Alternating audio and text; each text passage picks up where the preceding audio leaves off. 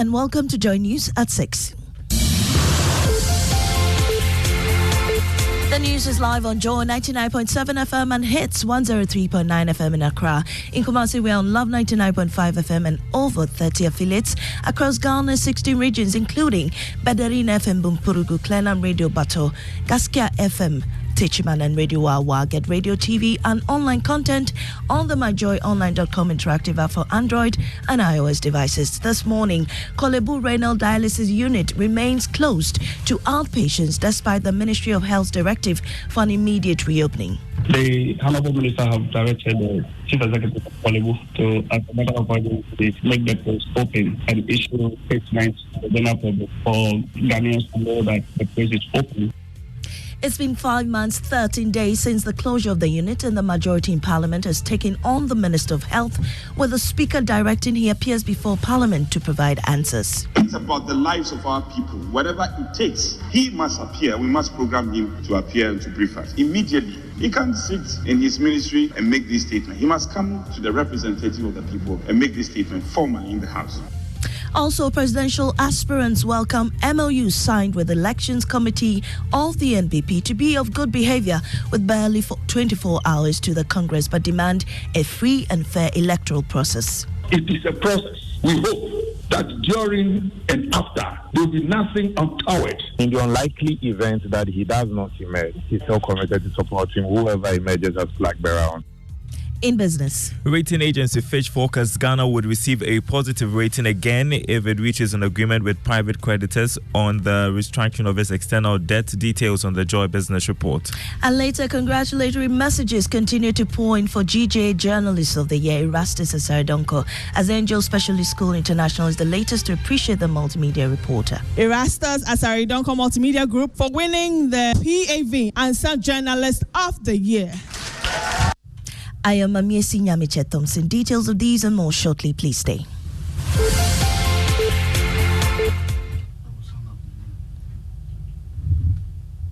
The Honorable Minister have directed the Chief Executive of Kolebu to, as a matter of urgency. This was the announcement yesterday at noon, directing an immediate reopening of the renal dialysis unit of the Kolebu Teaching Hospital.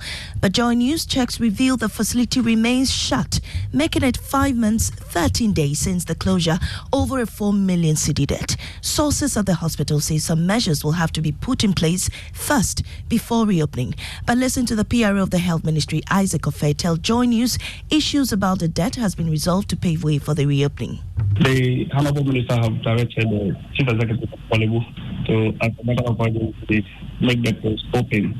From the directive of the Honorable Minister, supposed to take immediate effect. As part of their discussion, of which I know, the Honorable Minister has addressed a number of issues regarding the Alzheimer's, and then the differences that will come after.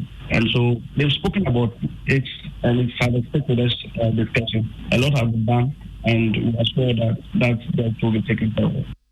The issue got the attention of Parliament after a statement by the ranking member of Health Committee, Kwabna Mintakando, who described the closure as unconscionable. His colleague on the majority side, Frank Anodompre, questioned the Health Minister's commitment to resolve the issue. He wants him hauled before the House to provide answers. About the lives of our people, whatever it takes, he must appear. We must program him to appear and to brief us immediately. The Kolebu renal unit should be open immediately, and there are some other actions that have been taken. That is why I'm emphasizing the call. As we go, we need you to bless this call that the minister should be programmed to come and make this statement formally on the floor of Parliament.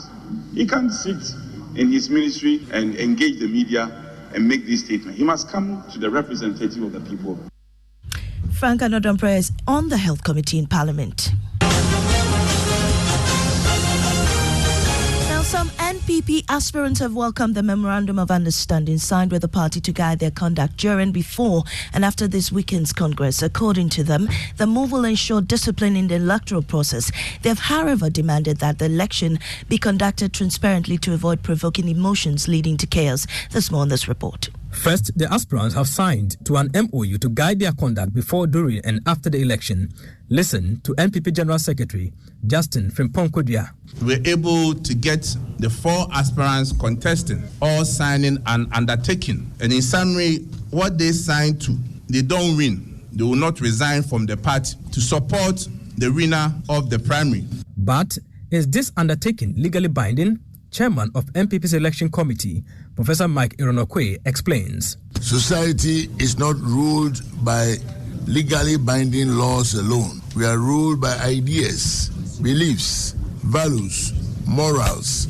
Meanwhile, representatives of both Mahmoud Bawumia and Dr. Ifri Yakuto are keenly waiting for the implementation of these guidelines. We are confident ahead of Saturday's polls that Dr. Bawumia will emerge as flag bearer of the MPP. And in the unlikely event that he does not emerge, he's still committed to supporting whoever emerges as flag bearer on Saturday.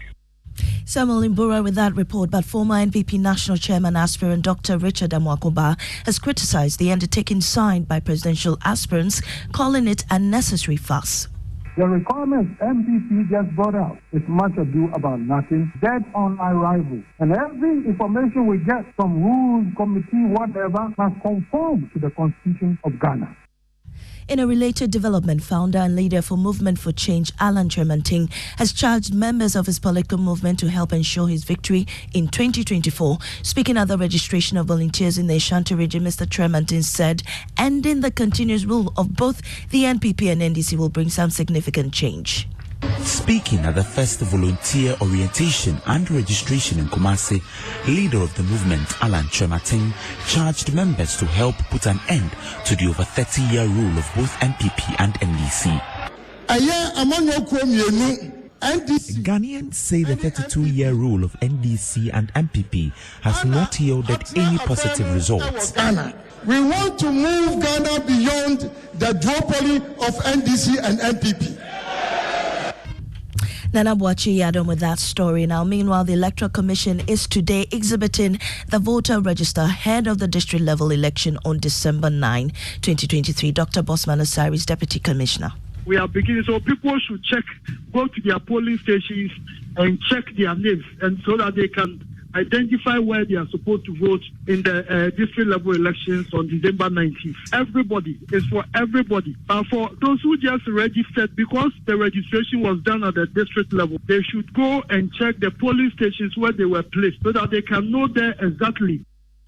Now to education. The National Association of Graduate Teachers, NAGRAT, has served notice that it will seek legal options under the labour law to take mandatory breaks after 6 years teaching. NAGRAT says since the inception of the free senior high school and double track system in 2017, its members have not taken their annual leave and end of semester vacations, contrary to earlier assurances by government. NAGRAT President Angel Kabonu warns the association can no longer continue on this tangent, calling for the double track system to be scrapped.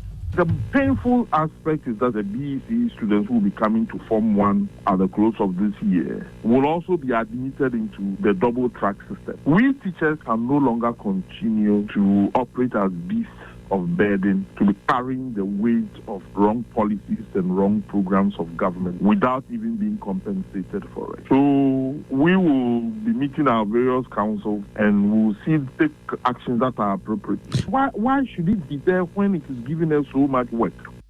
Angel Kabonu is NAGRAT's president. Now, Erastus Asaridonko, the reigning GJA journalist of the year, continues to bask in glory for his extraordinary works. The multimedia journalist spent some time with students and staff of Angel Specialist School International at Tema Community 12 on Thursday to educate them on the ills of illegal mining, calling them to become ambassadors for the fight against Galamsey. My colleague Kwesi Adai-Kwating has more.